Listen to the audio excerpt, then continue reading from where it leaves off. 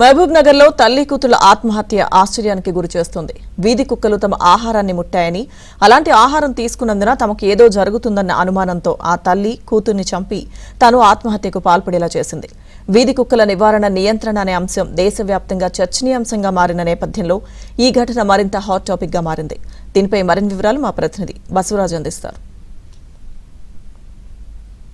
వీధి కుక్కలు ఏదైతే తమ ఇంట్లోకి వచ్చి తమ తినుబండారాలను తిన్నావేమో అన్న అనుమానంతో ఒక తల్లి తన కూతుర్ని చంపి తను కూడా ఆత్మహత్య చేసుకున్న దారుణమైన ఘటన మహబూబ్నగర్ జిల్లా కేంద్రంలో చోటు చేసుకుంది. ప్రస్తుతం మనం ఆ ఇంట్లో ఉన్నాం. ఆ తల్లి యశోద అనే మహిళ, అంటే దాదాపు ఒక 30 సంవత్సరాల మహిళ ఇంత దారుణానికి పాల్పడింది. తన కూతురు 3 ఏళ్ల కూతురు అక్షరను దారుణంగా చంపి ఇక్కడనే పడవేసి ఇక్కడనే తను కూడా ఫ్యాన్ కు ఉరివేసుకొని చనిపోయింది. అంటే వాళ్ళకి ఉన్న అనుమానం, ఆమెకున్న అనుమానం ఏంటంటే జూన్ నెలలో తమ ఇంటి ఆవరణలో ఏదైతే ఆరబోసుకున్న ధాన్యాలు ఉన్నాయో, అదేవిధంగా డ్రై ఫ్రూట్స్ ఉన్నాయో, ఆ డ్రై ఫ్రూట్స్ ను కుక్కలు ముట్టాయన్న అనుమానం పూర్తిగా పెనుభూతమై ఆమెను పూర్తిగా విచిత్రమైన ఘటనలోకి తీసుకెళ్లింది. మానసికంగా కృంగిపోయిన ఘటనలోకి తీసుకెళ్లింది.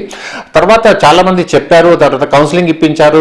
ఇట్లాంటి కుక్కలు వచ్చి అంటే ఆహార పదార్థాలను వాటిని తిన్నా కూడా ఏం కాదు, అయినా దానిపైన కూడా వాళ్ళు యాంటీరాబిస్ వ్యాక్సిన్స్ కూడా నలుగురు కూడా కుటుంబ సభ్యులు, భర్త నరేష్ కావచ్చు, తర్వాత పెద్ద కొడుకు అనురాగ్, అదేవిధంగా కూతురు అక్షరతో పాటు యశోద కూడా యాంటీరాబిస్ వ్యాధి టీకాలు కూడా ఇంజెక్షన్స్ కూడా ఇప్పించారు. పూర్తి కోర్సు ఇంజెక్షన్స్ కూడా తీసుకున్న తర్వాత కూడా అంటే జూన్ నెల నుంచి కూడా తన అనుమానాలను భారీగా భావించింది. ఖచ్చితంగా తమకు ర్యాబిస్ వ్యాధి సోకింది, ఇంకా తాము బతకలేమన్న ఉద్దేశంతో నిన్న తనువు చాలించిన విషయం. ఆ తనువు చాలించే కంటే ముందు ఇక్కడ మనకు ఆమె ఇంట్లో కూడా పలు రాతలు రాసిన అంశాన్ని మనం చూస్తున్నాం.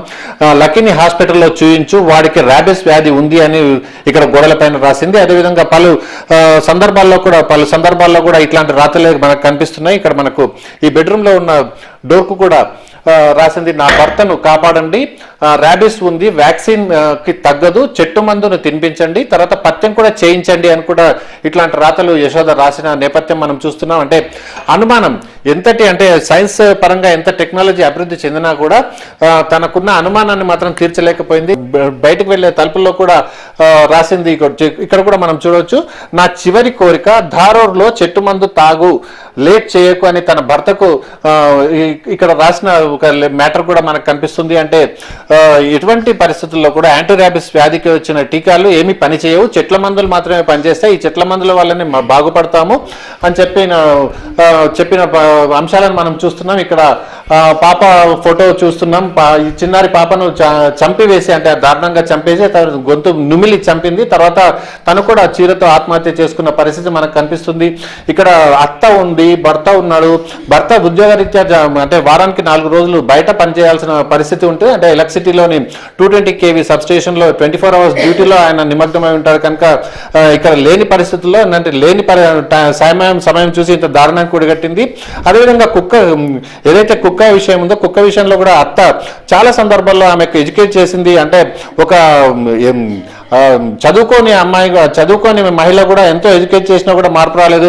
ఏం చెప్తుంటారు? కింద చేయి పెట్టి అడుక్కున్నా సారు, అమ్మా నువ్వు అవన్నీ మనసులో పెట్టుకోకు, మైండ్లో పెట్టుకోకు, మంచు రోగానికి మందు దొరకదు బిడ్డ, మంచిది కాదు, నువ్వు అవన్నీ మైండ్లో పెట్టుకోకు, అవన్నీ ఇడిచిపెట్టు బిడ్డ, నువ్వు మందులో తిరుగు, ఒంటిగా ఉండకు, మందులో తిరుగు, మైండ్లో లేకుండా మర్చిపోతావు, నువ్వు ఒంటిగా ఉండి అదే ఆలోచన ఉంటావని ఇట్లా గదవ కింద చేయి పెట్టి, మీ అమ్మ ఎంతనో నేను కూడా మీ అమ్మలాగానే బిడ్డ, నువ్వు అవన్నీ పెట్టుకొని, పిల్లలు చిన్నగా ఉండరు, మమ్మల్ని అగుడు చేయకు, అదే టెన్షన్ పెట్టుకొని కుచించి సావుకే వస్తారు దగ్గర. కానీ ఆ రోగం తక్కువ కాదు, మంచు రోగము.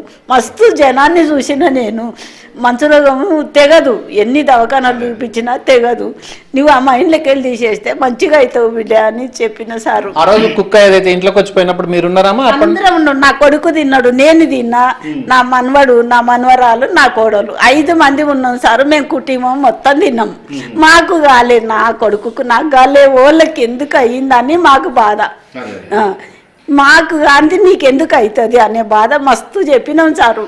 మీరు అంటే సైకాలజిస్ట్ లేకపోతే ఇంకేదన్నా ట్రీట్మెంట్ ఇప్పించే అవకాశం ఏమన్నా ఉండిందా?